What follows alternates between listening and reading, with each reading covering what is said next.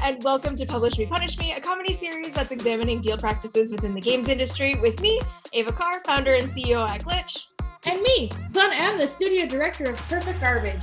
Each episode we'll talk about indie publishers, crowdfunding deals, equity, and more. So whether it's the good, the bad, or just plain yikes, we're going to talk about it all. If you're interested in discussions about the design and business of video games, be sure to like, share, and subscribe to our channel below. And we also have Nora with us today. She wanted to be picked up. She wanted to lick the table. She wanted to be a part of this. And also, it's the season finale. Yeah, we've been doing this forever. Forever. What did we talk about this season, Son? What was this? What was the recap? God, we talked about prototype funding, D&I funding, platform deals, shared IP, equity. And we did episode 1 where we did like this entire series of Q&As and people seem to like it. So we're going to bring that back. So our discussion topic today is we're going to talk about how money, and especially where your money comes from, impacts your business. So Son, let's talk about it. There's multiple ways, and I know we're going to dive into it deeply, how the type of investment you take can shape your business structure. And this is most important when you're starting out. How does the money that you're getting, through what means are you getting it, going to help you create the project that you're doing, but also sustain your studio post this project into development to the next, if you are thinking of that? I really do think that the things we're about to talk about are going to be more useful to folks who are hoping to sustain a studio rather than folks who are getting together to make one game and then vanishing, which is also fine. We've talked so much about, prototype funds. We've talked so much about platform deals. We've talked so much about publishing deals, and each of them means a different thing, right? Like whether you take one or the other, it has some meaning for where it is that you want to go with your company.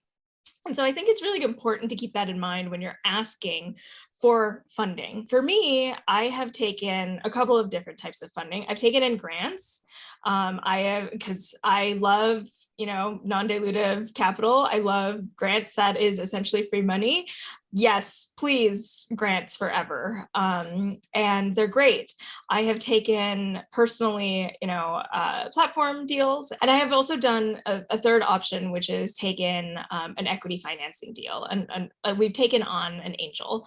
So those are pretty much my only 3. How about you, Son? It's different when you yourself are your entity. So like I do a lot of freelance work and I'm my own entity. And so I've taken a lot of gigs to fund other gigs.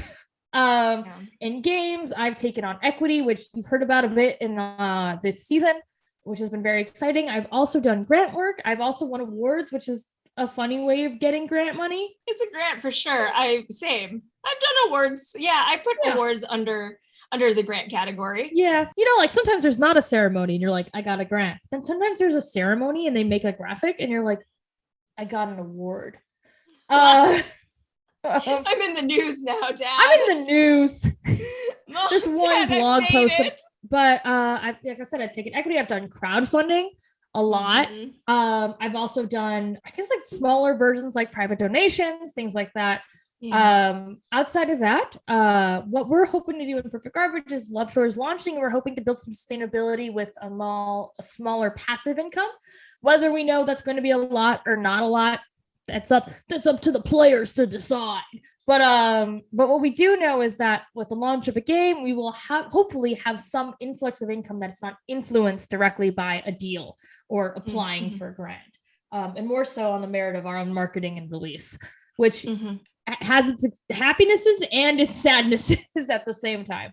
But that's actually what leads me to what I think is the most important question you can ask yourself when taking on funding, and is, am I building for sustainability and long-term expectations? And the reason I bring that up is when you're asking for money, it's really, really important to know if that you're asking for money for just this project.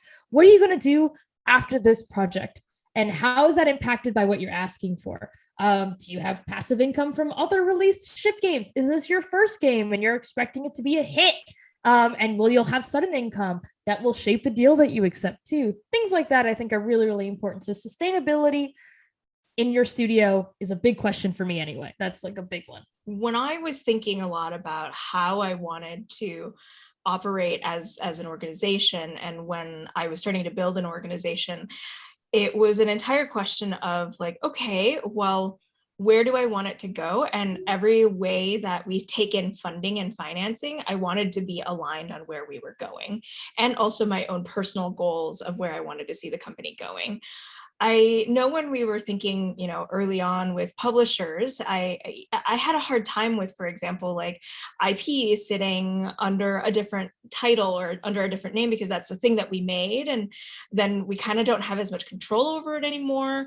With equity, it was like, well, that means there's another seat at the table, or there's another voice at the table that we do need to keep, updated, or we need them to be on the same page as us in terms of the timeline that we want, or what our trajectory really looks like, right? Because if you've seen equity financing, if you're raising from a series of angel investors or a group of angels or something of sorts, versus like, a strategic investor or going the VC route, like those are all very different, and they all are a different pace, and they all also mean, there's a different outcome, right? Like, so I wanted to find the right one for us. That was really important to me, to know exactly where my money was coming from, and that it was aligned with what our actual goals were moving forward. So I find that is incredibly important when you're getting started and asking for money. It's always with the idea of what your end goal for the studio is. Not just, it's fine if you want to work project to project, but I think having that philosophy helps you build sustainability and longevity. Because you're always preparing for, many outcomes by doing that as well. I have like 50 contingency plans, but it makes me feel good, and it makes me feel like my studio is in good hands and safe when I'm doing it that way. So when we were thinking about raising for Glitch and all the things that we were doing, I really wanted to find someone who was actually a partner and who was going to be on our side and looking out for us, right? Like, it was someone who was going to be able to talk to me and gut check me and be able to really tell me, like, hey, what does it look like in the future? What have you faced before? Very much so more an accomplice than anything. And I found that, even though I was hoping for that from potentially like working alongside a publisher or whatnot, I definitely was concerned that, it's opposing viewpoints, right? Like, your goals might be opposed from each other. Yes, you both want to make money, but maybe it's not in the same amount of time, or perhaps it's like, it's just a little different, right? So I want to just go back and say, like, make sure that you know what kind of timeline you want to work within, what you want for your studio and what you want for your company, especially if you are working within the IP space like we do in games, and what it means to actually sign away, portions of your IP or whatever that is, right? Like, we've talked about it over and over and over and over again. So I just think it's important to know where your money is coming from and why you are asking for it. I have nothing to add. That was very good. Okay, with that, rapid fire questions. Let's go. Are you starting? Yeah. What are some red flags when pitching to publishers? I don't know what part of that's directed to. I don't know either. Who asked this question? Help us out. Get over here. I'll do two versions. I'll do, what are red flags that publishers have that might not work with you, versus what are some red flags when pitching that maybe you're doing something wrong to publishers? I'll answer the second route. Then maybe, do you want to answer the first one? Some red flags to a developer is, I wouldn't call them red flags. I'm going to take off the term red flags, because I think that red flags are very different depending on the person, but maybe some genuine concerns as a dev is, how much revenue does a publisher want in return? How much are they willing to invest? And do those numbers feel married in some way? What can a publisher put in? If a publisher doesn't have a marketing budget, what does that mean? Has the publisher published games similar to mine? Do they have experience on that? If you're making a multiplayer online, have they published a multiplayer online? Do they know how to market the type of game that you're selling? These are like some instant flags that I think about. Some more smaller ones are more so like, are you enjoying the conversations you're having with them? Do you feel there's a disconnect in your philosophy and their philosophy? Are they asking things of you that you might not be able to provide, or feel that it's kind of putting strain on your team without consciousness of that? Do you feel like, that this could be a thing that you can hang out with for the next 2 to 3 years of development? Things like that are really, really important, at least to me, when you're talking to publishers and try and get a feel of whether or not this relationship will work well. Like, it should give you energy. right? Like big time. You should find a partner that gives you energy, and you're going to know from those calls.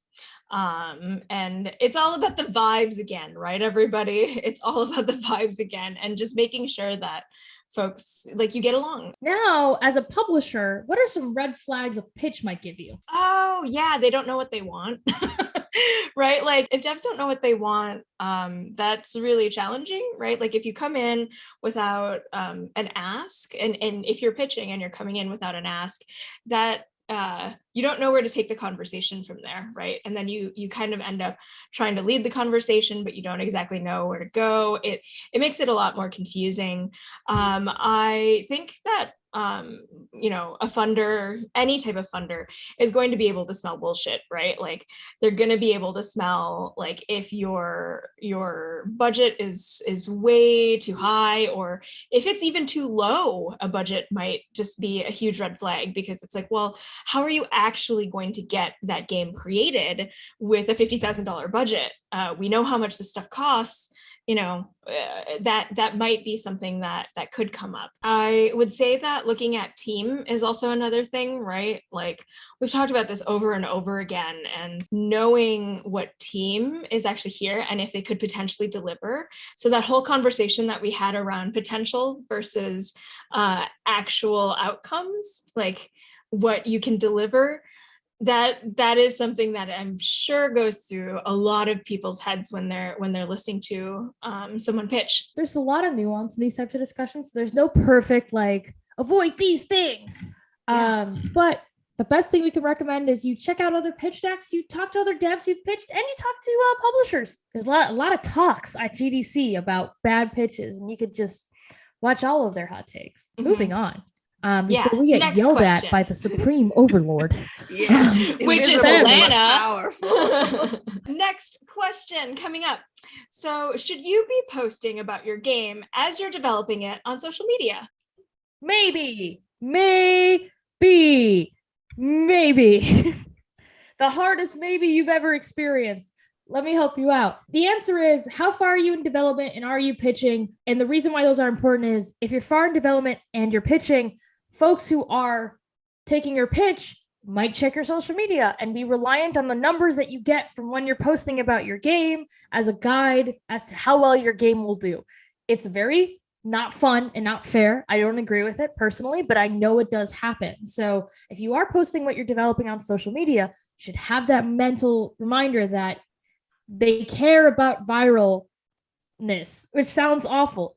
It sounds awful, but social media is the best precursor to understanding numbers, at least at this stage, of what the game will be. And if it's your first game, it's rough because on the other hand, you need to get the name out because it is your first game or your first project. So you have to build yourself to have recognition. It's a very dangerous game. And it's one that I've played both sides of. One that I've kept everything online and one that I've shared nothing of it online. And it does, I think, does matter when you're talking to publishers. So what I recommend is everything you share can't be like, doesn't matter if it's copied. Make sure you keep this good secrets inside. And that's number one. Number one, don't share anything that can be replicated by a team of 20 people faster. Make sure that what you're posting, you're posting to the, it sucks to be me to say, but like make sure you know the nuance of marketing online if you're posting about it. It's always good to share with your followers what you're doing, but how are you framing it? Are you personally pushing this like objective into the light in a certain way? Those things I like to think matter. They matter to me anyway, and I think they might matter to publishers who you're talking to if they're reliant on social media stats. And yes, they will sometimes ask you about social media stats. They will ask about social media stats. But yeah, that's basically my big spiel. It's a very dangerous maybe of like what you want to come out of this. It's complicated and maybe as well. God damn it. Why? I swear half of our answers are like maybe, kind of, sort of. It depends. At least we're answering. It's super complicated and it depends on who you are, where you're at in development, and what some of your goals are. I'm gonna be a broken record and keep saying that, but I think it's important to share something. And that something could honestly even be as simple as like, we're working on a game. We're calling it game 6, there's got to be something that you can share without sharing too much, and then figure out exactly how you're going to continue to, touch on some of those little bits as you keep going and reveal them in the right time. And I know that's probably hard to digest right now, but it sounds like we're basically saying make a plan and don't just randomly do it. Yeah, it's not going to help. And maybe a great suggestion is look up some community managers and see how they post and tweet about their studios and what's happening there. Because that might give you a good idea of like what you can reveal versus what you can't. Yeah, there are some great community directors and community managers out there to shout out, like Victoria Tran asks, like they're on Among Us, make sure that you follow them, right? I think that like Jenny Wyndham has been doing a really good job as well. And Sharpie is great. Sharpie's amazing. And also Sun M does a really great job too, even though you're not the community director proper. I heard you recently got back into the Twitter. Yeah, I'm obsessed. But sometimes you can't do all of social media, and it's good to have other people do social media with you. I'll ask you, could you talk about stacking funding? Yeah, I could talk all day about stacking funding. So I love the concept of stacking, and I have always stacked funding in one way or another. So for example, if you have a grant, you can actually use that to, for example, perhaps find, equity financing or even project-based financing. I think a really good example is if you live in Canada or if you live in Australia, there are many grants that are available, in the 50, 60, 75, 100,000. It can be one of those things where it's like, oh, well, if I can find a grant that's actually going to give me a portion of funding, I can utilize that and be able to be like, hey, said platform or publisher, we actually got this funding and therefore we are interested in a little bit more funding so that we can get this project to a bigger scope, and we had this big vision for it or whatnot, right? And I actually think that's incredibly important to really be thinking about, because there's not one answer from X, Y, or Z place. You can actually be flexible in how you get your financing and how you get your funding for your company or your project. You should never shy away from getting as much capital as you can for the thing that you're working on in a way that is most efficient to you and your team. So stacking funding is always recommended. I'm someone who also stacks funding, maybe not as nicely as Ava Carr does, but I'm a little rat man, and I'm gonna get my little funding hands into that pile of gold you have, whether you like it or not. You've been doing it pretty well. Like, I mean, you also do Kickstarter too, right, son? Like, that's a whole nother way of stacking as well, where like maybe you can strike a deal with, say, a publisher where they're interested, but they want to see where you get or something of sorts, but only do it if it makes sense for you and your company, right? Yeah. Like, figure out what's going to be best for you and your studio, and also for your team and the people within that team. So stack your funding. That's it. Let's move on to the next question. Should I apply for the Moonrise Fund? I think it was technically your turn, but I'm going to ask you that because I feel like this is a you question. Someone legit, I think, asked this on YouTube. Yeah, so should I? What's up? Sure. Yes, if it makes sense for you. I personally think it's pretty dope, but if it makes sense for you, please go read online about it, www.heyglitch.com/moonrise. We have all of the information that you probably need on there, including why we're doing what we're doing, what the fund is all about, and also all of the advisors and our term sheet, and even a really dope FAQ. So, and one thing that people don't utilize enough, which I actually would love for people to utilize even more, is that there is essentially like a little calendar on there. So you can talk with someone on our team for 10 minutes and you can book it without having to do anything. So it's just like book it, and then you'll have a 10-minute conversation with someone on our team and ask questions. I do really encourage people to do that. I think that, people have often found success when doing that, so that, you don't spend a ton of time, writing up something, or you don't spend a ton of time trying to do your own research, and just ask. It's a lot easier, promise. So final question of the episode of the finale. I want drum rolls. Can we have like digital drum rolls? Sure. Because this is the last topic we're going to talk about. Wherever you want, but I want drums. Right. Okay, so son, final question. What publishers would you work with if you were pitching today? I'm currently pitching. That's a nasty question. I'd work with me, myself, and I. They're great publishers. They're really good at their job. They know exactly what I want and exactly the right moment. It's like they have a sixth sense. No, I'm kidding. We've talked about this very strategically in our studio, and I'm not going to name any names just because I think we're in a precarious place to name names. But for our studio, we know the kind of games we want to make and the kind of relationships we want to have. And so when we were picking out publishers, we picked based on, do they have similar philosophies? Have they helped produce games that we care about?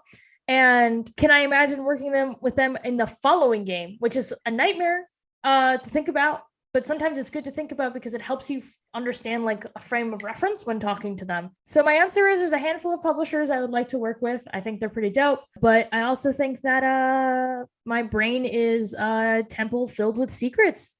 And with that, that's the end of season 2. Whoa, you're not even going to answer that one at all. I'll tell you what publishers Ava will work with. Here's a list. I'll throw Ava under the bus. No, I mean, yeah, I'm happy to answer that a little bit. Considering the types of games that I want to make and the types of audiences that I'm looking at and the ones that I care about, there's a pretty slim group of publishers that would make sense for me, right? So whether it's audience, budget, and, you know, like their overall vibe, there's just a small pool. And I got to be honest about that. I would continue going down self-publishing. I would find distribution partners. And what that means is, oh God, I don't even think we've talked about distribution partners yet, so I should define that. Distributors are basically partners that you set up that almost do basically what a publisher does, which is that they distribute oftentimes to other regions for your game, right? So you might work with a distribution partner in, say, like China or in Japan or other places, right? So I would, work with a couple of publishers if it made sense, with the right time, with the right budget, with the right partners, if we got down that far. Otherwise, I would consider self-publishing with having some distribution partners in place, and then also outsourcing quite a bit of the work. So if there's a good marketing partner that I really like, or if there's a good, QA partner that I really like, that's where I would go. And that's why for me, I look at more equity type deals. I look at a lot more platform type deals, or any type of deal that doesn't require me to share in my IP and gives me ownership of my IP is actually really important, because it's our product, right? Like that's our game, and that's the thing that we need to be able to generate revenue from for sustainability. You know what that means? We've reached the end of our show. We're at the end of the road, everybody. Yeah, it's over. You'll never see us again. Nope. Thank you for joining us for Punish Me. All right, I'm teasing. But watch, we don't ever do a season 3. Well, I vanish onto the obscure internet. Yeah, you and I both disappear. All right. Thank you, wonderful people, for joining us on this final episode of season 2 of Publish Me, Punish Me. I hope you learned something. I hope you enjoyed the ride with us. And I hope that maybe we've answered one of your burning questions that have been ongoing throughout this season. Just so you know, it's never over. So if you have a past deal you want us to discuss, or a question that's still on your mind, click the Google form down below, send us your deal, comment your question, and we'll be catching you on the flip side. We could answer it on TikTok or something, or share them on TikTok. I don't even care. Don't just say that. Why not? Don't involve me in TikTok. Also, if you enjoyed the show, don't forget to hit the subscribe button, and you can continue the conversation with us over on discord.gg/heyglitch. There's a really wonderful community over there. Y'all should come join it. We talk about stuff all the time, and it's a lot of fun. And we will hopefully see you next time. Bye! Bye! Thanks, son. This was a great season. It was fun. It was very fast. It was. That's it. Yep. This is our last recording. Thanks, y'all. Bye, y'all. Bye.